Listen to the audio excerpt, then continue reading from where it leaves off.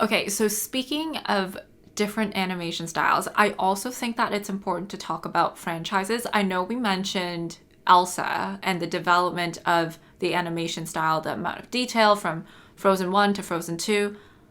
I think we should talk about one of the biggest animated franchises in the world, Toy Story, because there have been, what, 6 movies, 5 movies?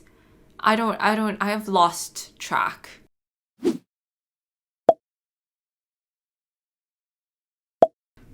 Yeah, I've definitely seen the first three. I don't know if I've seen past that. Wasn't there Have you seen all of University? them? Or was University 4? I don't 3? know. I was really excited about the third one, Yeah. and then after that, I was like, oh, we're doing more. Okay. Yeah. So one of the main characters, Buzz Lightyear from the Toy Story franchise, is getting his own film, which first of all, I will link the trailer or the teaser.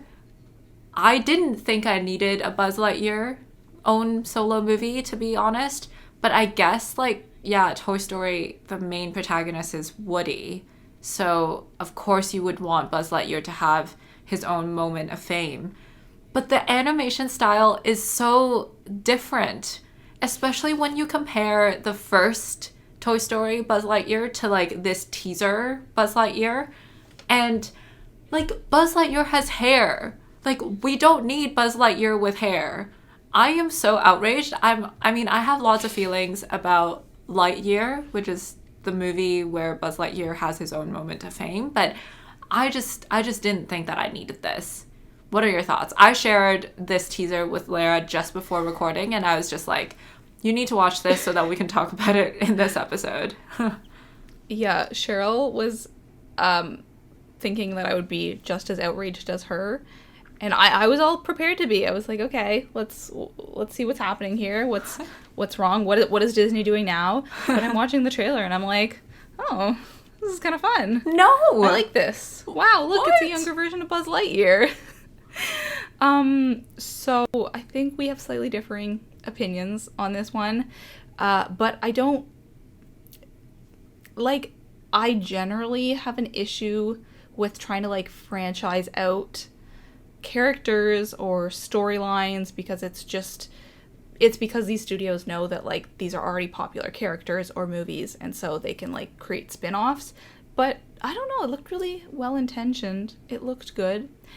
I didn't have an issue with it. So I'll let Cheryl continue as to why she was a bit peeved. Well, first of all, Buzz Lightyear is a toy. Like, he's a toy. Why does he have to look like a human being? Why is he a human being? He does. He's a very attractive animated man. Yeah, but he didn't need to be an attractive animated man. Like he's a toy. And we can keep him as a toy. He doesn't need to be a person. I'm so confused about that decision.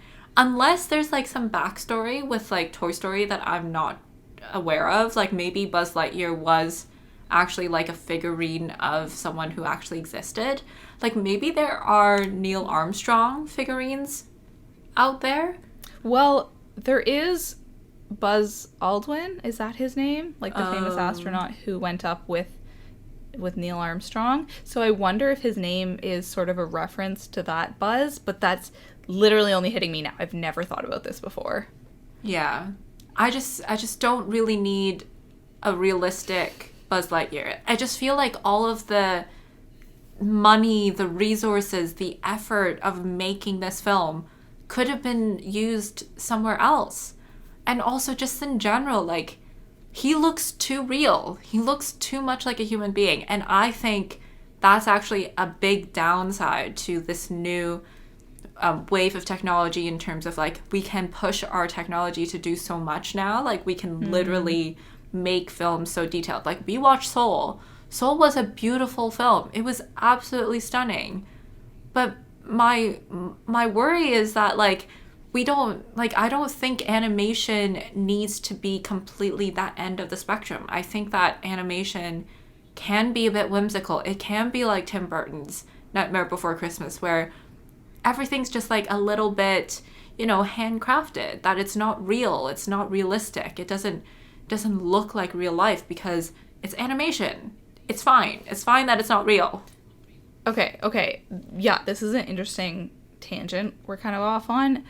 Like, this is making me wonder if one day animation will get so good that it will actually, like, imitate people in a much more realistic way, and if you won't be able to tell the difference between an animated movie and people. Because this picture, like, Cheryl, we have this document, and Cheryl put in this picture that shows, like, Buzz from the first Toy Story movies and to him now in this movie, and you can still tell he's animated, but, like, I think if I saw a person in real life who looked like him, I would be like, you literally look like the guy from the Lightyear movie. Like, he looks so realistic that he might be modeled on a person. Do you know what I mean? Yeah, that's like, ridiculous.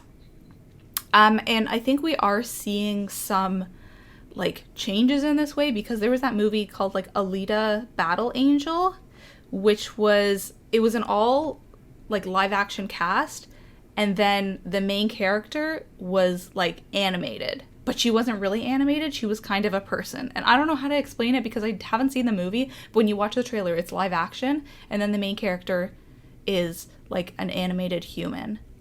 Like, played by a person, and they just, like, made her more CGI'd and, like, gave her bigger eyes and stuff.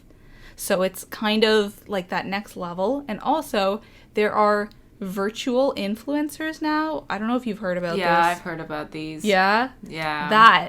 That is another thing that's making me think about this, like, weird space between, like, human and animation and technology and, like, what kind of direction we're going.